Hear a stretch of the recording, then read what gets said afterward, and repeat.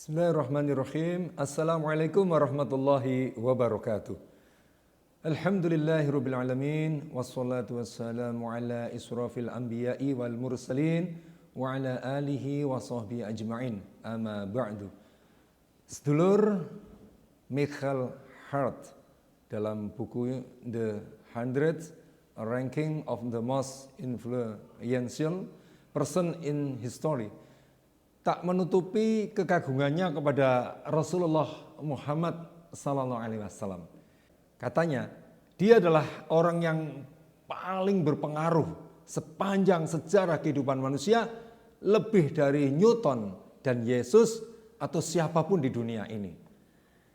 Will Durant dalam buku The Story of Civilization menyebut Nabi SAW sebagai pemimpin yang membimbing umat dengan ajarannya, pejuang yang mengangkat harkat dan martabat bangsa jahiliyah yang biadab karena panas dan kegersangan gurun, pembaharu yang paling sempurna.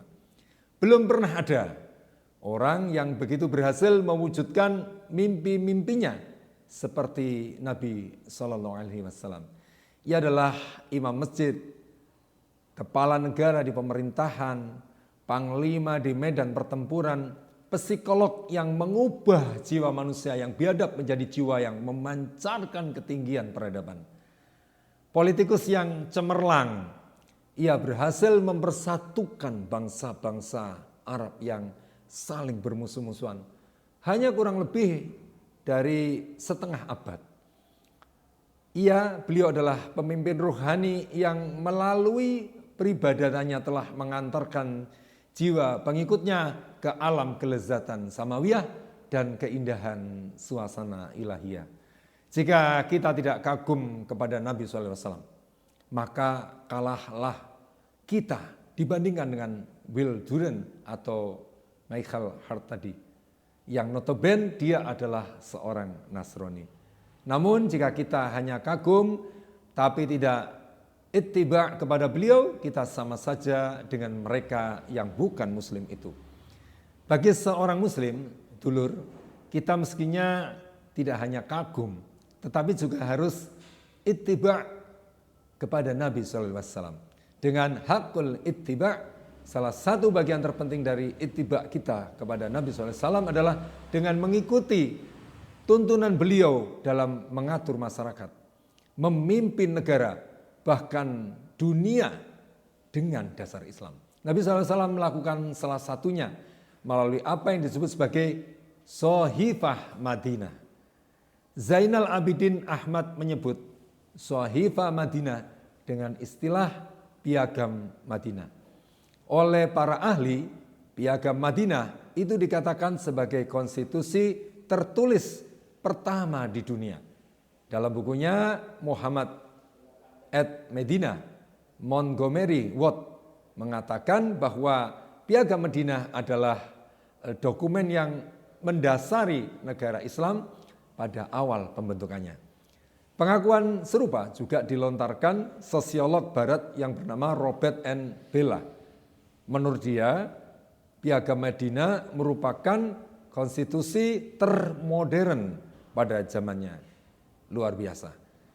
Dulur, ketika bangsa Eropa berada dalam keadaan kegelapan pada abad pertengahan yang dikenal dengan The Dark Age, di Timur Tengah sana tumbuh dan berkembang dengan sangat pesat apa yang disebut sebagai peradaban baru yang dipimpin oleh Nabi Muhammad SAW. Penyusunan dan penandatanganan persetujuan atau perjanjian bersama di antara kelompok-kelompok penduduk Madinah untuk bersama-sama membangun struktur kehidupan bersama sebagaimana disebut dalam Piagam Madinah, menuntun negara Islam yang beliau dirikan itu menjadi negara modern dalam pengertian sekarang. Di antaranya buat menunjuk klausal kaum Yahudi yang dimasukkan ke dalam ummah sebagai pandangan penting tentang bagaimana Islam menghargai pluralitas. Nabi SAW telah mencontohkan konstitusionalisme dalam perjanjiannya dengan segenap warga di Madinah. Hamilton Alexander Ruskin Gibb, dia adalah guru besar bahasa Arab di Oxford University, menyebut Piagam Madinah adalah bukti bahwa Nabi Muhammad SAW adalah seorang pemimpin yang mempunyai perhatian yang sangat besar untuk menstabilkan masyarakat Madinah yang plural tersebut, bermacam-macam tersebut.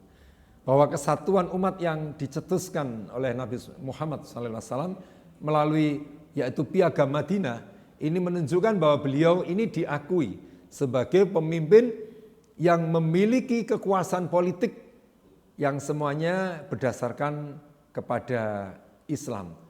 Lihatlah salah satu poin penting di dalam Piagam Madinah itu dikatakan, jika di antara kalian timbul konflik perselisihan tentang suatu masalah yang bagaimanapun, kembalikanlah itu kepada Allah dan kepada Muhammad SAW. Nah, ketentuan ini tidak bisa diartikan lain bahwa dalam menyelesaikan masalah haruslah dikembalikan kepada Islam, yaitu kepada Al-Quran dan kepada As-Sunnah. Demikianlah mestinya setiap muslim, para dulur, ittiba' kepada Nabi SAW dalam seluruh aspek perkara. Apalagi dalam urusan yang amat penting menyangkut kehidupan bermasyarakat dan bernegara. Termasuk dalam memandang dunia, tidak ada tatanan yang lebih baik daripada tatanan Islam. Tidak ada kekuatan yang mampu menebarkan kebaikan kecuali adalah kekuatan Islam. Demikian inspirasi singkat ini, semoga kita masih istiqomah di dalam kebaikan, terus melakukan taqarrub ilallah, mendekatkan diri kepada Allah. Assalamualaikum warahmatullahi wabarakatuh.